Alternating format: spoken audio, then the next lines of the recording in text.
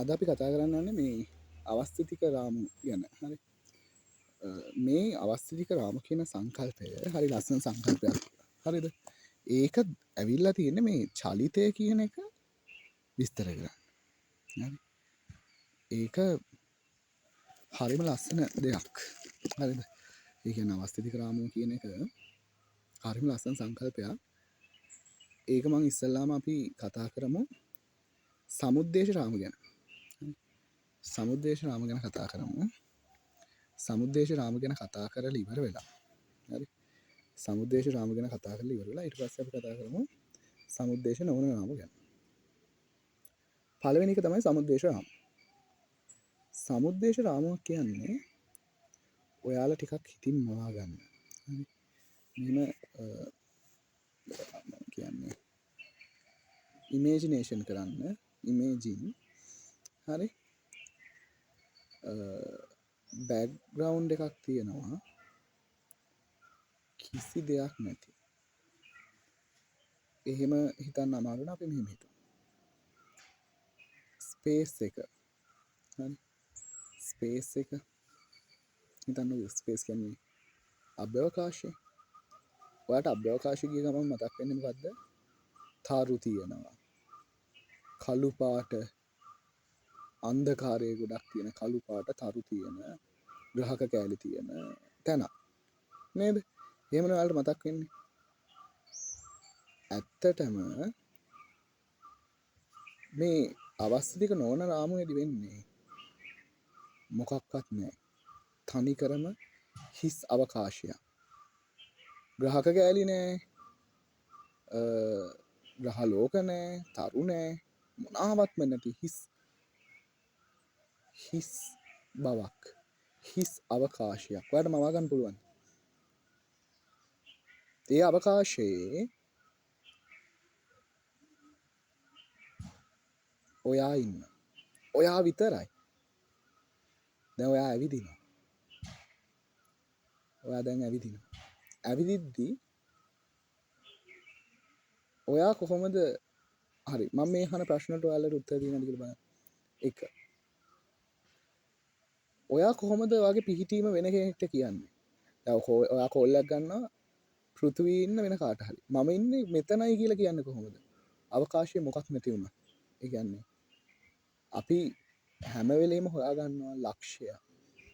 අපි හැම වෙලෙම පොයින්ට් එකක් හොයා ගන්නවා. ඒ පොයින්ට් එකට සාපේක්ෂව තමයි අපි මෙහෙම කියන්නේ.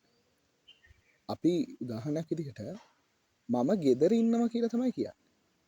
එතකොට ගෙදර කියන ලක්ෂ්‍යය තෝරගෙන තමයි අපි ඉන්නවා කියන එක කියන්නේ. අපි ඒකට අපි කියන්නේ මොකද්ද? අපි මේ දිශාව නෙමෙයි. අපේ ස්ථානය කියන එක කියන්නේ නේද? අපි ගෙදර ඉන්නවා. මම කොහෙට හරි දැන් වෙන තැනකට ගියා. අපි හිතමු ඉස්කෝලේට ගියා කියලා. මම දැන් ගෙදරින් මීටර් මෙච්චරක් ගිහිල්ලා. එහෙමනේ අපි කියන්නේ නේද? ඒ කියන්නේ මොකක් හරි ලක්ෂයක් අල්ලගන්න. අපි දැන් බලමු මේ උදාහරණයේදී අනන්ත අවකාශය. නැත්නම් අපි හිතමු මොනාවත් නැති හිස් තැන. කිසි ග්‍රහක කෑල්ලක් නැහැ. කිසිම දෙයක් නැහැ. එතකොට කොහොමද අපි පිහිටීම කියන්නේ? ප්‍රශ්නයක් එනවා නේද? ඔයා කොහොමද පිහිටීම කියන්නේ? මොකට සාපේක්ෂවද? ඔයාට එක්ක සිද්ධ වේවි. ඔයාගේ සපත්තුව ගලලා සපත්තුව මෙතන තියලා සපත්තුවට සාපේක්ෂව කියන්නේ. නේද? එහෙම වේවි. අන්න ඒ වගේ හරි ලස්සන දෙයක් තමයි අවස්ථිතික රාමුවක් කියන්නේ. අවස්ථිතික රාමුවේ පළවෙනි එක කියන කතාව තමයි එතන කිසිම දෙයක් නැහැ. අපි ඒ ගාන හදන්න අපි හිතමු දැන් නිව්ටන්ගේ මෙකැනික්ස් මොන හරි ක්වෙස්චන් එකක් හදද්දී අපි හිතන්නේ වෙන කිසිම දෙයක් නැති ලෝකයක් ගැන. අපි හිතමුකෝ මිනිස්සෙක් 2.3 එකක ප්‍රවේගයකින් යනවා කියලා ඉස්සරහට ගානක් අපි හදවුවොත් ඔයාලගේ ඔළුවේ මැවෙන්න ඕනේ රූපේ තමයි යම් කිසි ලක්ෂයකින් නම්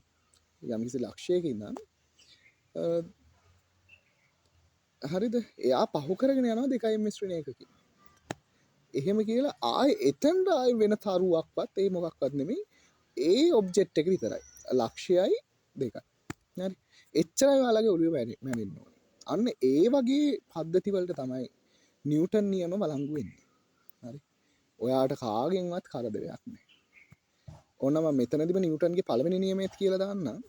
නිව්ටන් කියනවා මේ ඒ වගේ තැනකදී අවස්ථිතික රාමුවකට තමයි නිව්ටන් නියම ඔප්පු කරලා තියෙන්නේ. කවුරුත් නැති තැනක් කියලා හිතලා හරි මේ ලෝකේ කවුරුත් නැහැ කියලා හිතලා වස්තුවක් කියන්නේ බෝලයක් කියලා හිතන්නකෝ. ඇපල් ගෙඩියක් නිව්ටන් කාපු හරි ඒ ඇපල් ගෙඩිය ගත්තම ඒක අවකාශයේ තියෙනවා. අල්ලෙ මැවෙන්න ඕනේ හරි. අවකාශයේ තියෙනවා. හරි මේ ඇපල් ගෙඩියක් තියෙනවා. ඒ ඇපල් ගෙඩිය මෙහෙම අවකාශයෙන් මෙහෙම නිකන් තියෙනවා. හරි එහෙම තිබ්බොත් එයා චලිත වෙන්නේ නැහැ.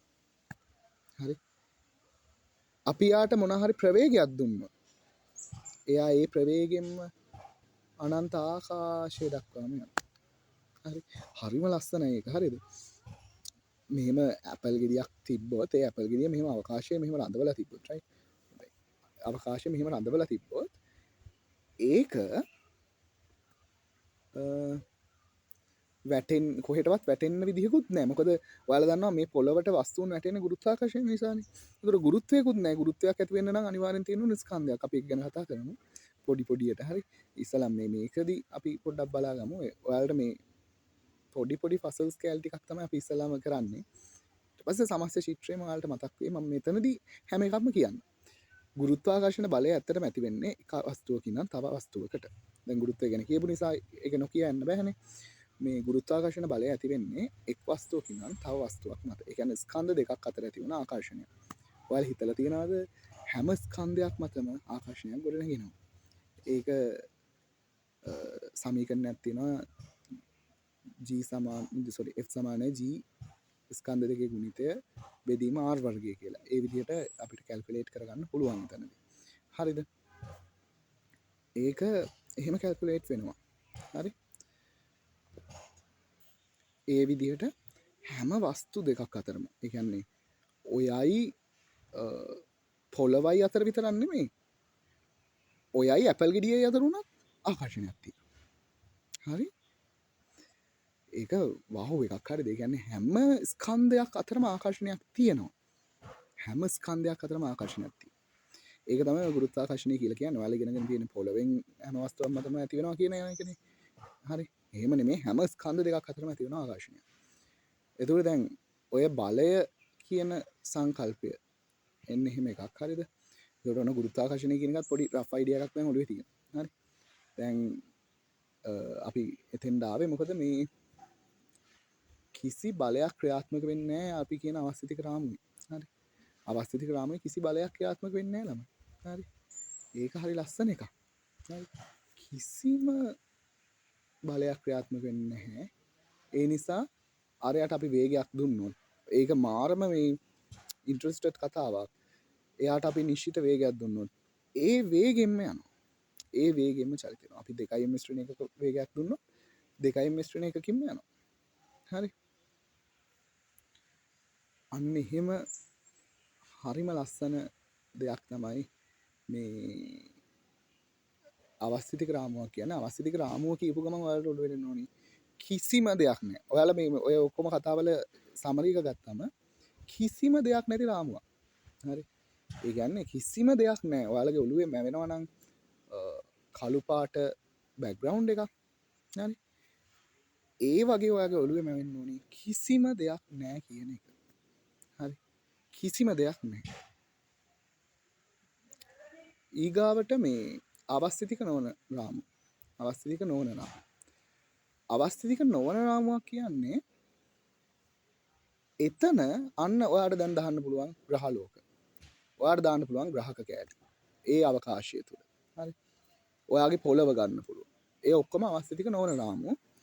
එතනදි වෙන්නේ අර වගේ ගුරුත්වාකර්ෂණ වගේ බල ක්‍රියාත්මක වෙනවා ඒ රාමුවක. මොකද ඔයාලා දන්නවා දැන් ඒ ගුරුත්වාකර්ෂණ බලය ළමයි මේ ඇත්තම කතාව තමයි මේ ඒක හරි අමුතුම දෙයක්. ඒ කියන්නේ ආකර්ෂණයක්. ඔයාලා කාන්දම් දෙකක් තියෙන්නේ. ඒ කාන්දම් දෙකක් ඇදෙනවා වගේ. අන්න ඒ වගේ ආකර්ෂණයක් තියෙනවා. එතනදී බලයක් ඇති වෙනවා. හරි. එතනදී එහෙම බලයක් කියන්නේ අපි ඉස්සරහට ඉගෙන ගන්නවා. හරි. ඒක සරලව හිතන්නකෝ අදිනවා නැත්තම් තල්ලු කරනවා. මේ දැන් මේ මුළු ලෝකේ හැම දෙයක්ම පොළොව මගින් අදිනවා හැම දෙයක්ම ඒකයි හැම ගලක් අතෑරියත් බීමට වැටෙන්නේ නිවටන්ගේ ඔලුවට ඇපල් ගිය වැටුනේ හරි ඒ හැම දේමුණේ මේ පල්ලහට ඇද ගැනීමේ හැකියාව නිසා අතිනවා පල්ලහට හරි ඒ ඇද ගැනීම කියන එක වෙනම පොළොවෙන් ඒක හරි හරි මමුතු එකක් පොළොව මගින් ඇද ගැනීමක් වෙනවා හරි ඒක මාරම ලස්සන දෙයක් ඒ කියන්නේ පොළොව මගින් ඇද ගන්නවා කියන එක හරි පල්ලහැට බල ගැන බලයක් ක්‍රියාත්ම වෙනවා පහලට හරි අපේ මම මගේ මේ ඉන්න එන්වර්මට එක ගැන කියන්නේ පොළොවෙන් පල්ලහැට ඇද ගැනීමක් වෙන එතකුට මේ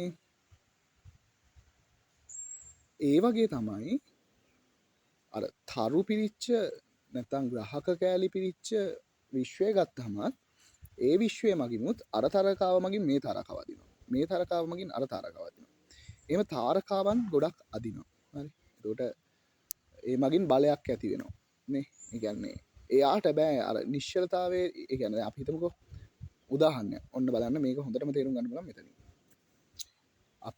අපි පොළොව ඉන්න පොළොවෙන් රොකට් එකක් යන නැත අපිතමක රොකට් එකකින් හරි කොහොමරි අපි උඩට යන එම උඩට අද්දී ඔන්න ටික අපේ පොළොවෙන් එනවා පොළොවේ ඔයා හිතන්න පොළොවයි හඳ අතරයි මනුස්සයෙක් යන්න කිය හරි මේක ඇත්තරම හරි ලස්සන එකක් හරි පොළොවයි හඳයි අතර මනුස්සයෙක් යන්න දැන් ඉස්සල්ලාම අපේ පෘථිවියේ ගුරුත්වාකර්ෂණ ශේෂ්ත්‍රයක් කියලා තියෙනවා අපේ පෘථිවියේ වටේට රවුමක් වගේ එකක් ඇන්දකි ඒක ඇතුලේ අපේ පෘථිවියේ ගුරුත්වාකර්ෂණය තමයි තියෙන්නේ එක්තරා තැනකින් එළියට ගියාට පස්සේ අපේ පෘථිවී ගුරුත්වාකර්ෂණය කියන එක නැති වෙලා හඳේ ගුරුත්වාකර්ෂණයට අපි හුවේ එතකොට ඉස්සල්ලාම අපි අපේ පෘථිවී නම් හඳට යනවා නම් අපි ඉස්සල්ලාම බලයක් දෙන්න ඕනි පෘථිවියෙන් එළියට යන්න.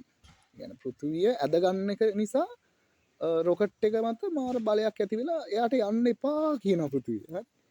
ඇද ගන්නවා එන්න ඔයා ඉන්න කියනවා. ඒත් බෑ කිය අර අකමැත්ත පිට යන්නේ රයිට්. ඒ කියන්නේ ආකර්ෂණයෙන් බැඩගෙන යන්නේ. හරි. ඒක හරි ලස්සන දෙයක්නේ. ඊට පස්සේ ඔන්න හඳේ ගුරුත්වාකර්ෂණ ශේෂ්ත්‍රයට ආපු ගම වෙන්නේ හඳ ඇද ගන්නවා. හරි රොකට් එක.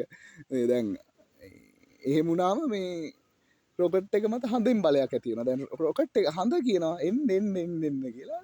එතකොට අපි අතනදි කරන්න ඕනේ බලයක් දෙන්න ඕනේ. ඔයාලා හිතපු නැති අනිත් පැත්ත තමයි.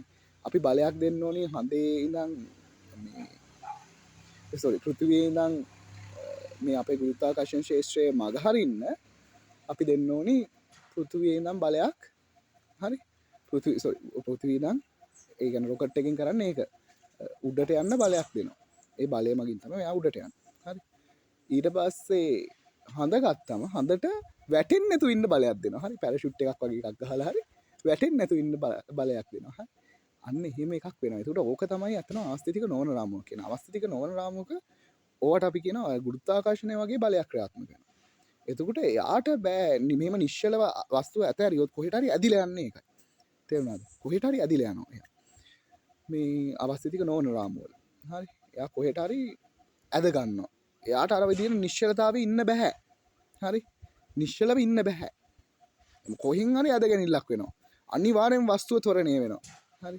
අන්න ඒ වගේ කියනවා අවස්ථිතික නෝන රාමුවක් කියලා අපි ඇත්තටම ඉන්න අවස්ථිතික නෝන රාමුවක නිව්ටන් නියම වළංගු වෙන්නේ අර අවස්ථිතික රාමුවක අපි එතකොට හිතන්නේ ඔයාලා ගානක් හදද්දී උනත් ඔයාලා හිතන්න ඕනේ දේ මොකද්ද මේ අවකාශය කියන එක හරි හරියට කන්සෙප්ට් එක මාරම ලස්සනයි නේද ඔය අවස්ථිතික රාමුව ඔන්න ඔය විදිහට හිතන බෑග්ග්‍රවුන්ඩ් එක ඉස්සෙල්ලා නිව්ටන් හදලා තියෙනවා ඒ බෑග්ග්‍රවුන්ඩ් එක නැතුව අපි ගණන් හදද්දී ඇත්තටම හරි අසරණයි හරි ඒ කියන්නේ කොහොමද මේක ඔළුවේ රන් වෙන්න ඕනේ ඉමේජිනේෂන්ස් කියන එක ගැන මම මෙතනදි පොඩ්ඩක් කියන්න ඉමේජිනේෂන්ස් කියන එක තමයි ඇත්තටම ෆිසික්ස් වල තියෙන්න ඕනේ දේ මේක ඉලස්ට්‍රේට් කරගන්න පුළුවන් වුණා නම් හරි ලස්සනයි ඒක මේ මාරම ලස්සන එකක් හරිද මේ ඒ නිසා මේ අපි පුළුවන් තරම් බලන්න ඕනේ මේ කියන කරුණ රූපයකට දාගන්න හරි මේ කියන කරුණ රූපයකට දාගන්න හරිද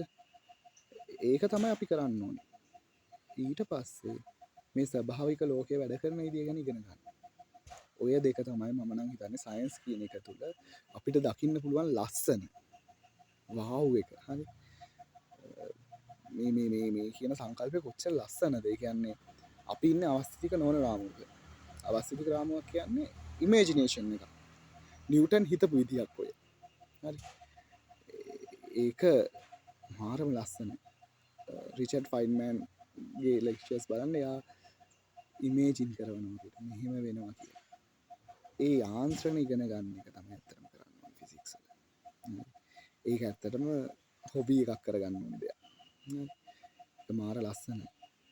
මම ඒ ලස්සන ඔයාලට ගෙනත් දෙන්නම්. හරිද? මට පුළුවන් තරම් රිසර්ච් කරලා ඉගෙනගෙන නේ මාත් මේ ඉගෙන ගන්නවා. මම ඔයාලට උදව් කරන්න.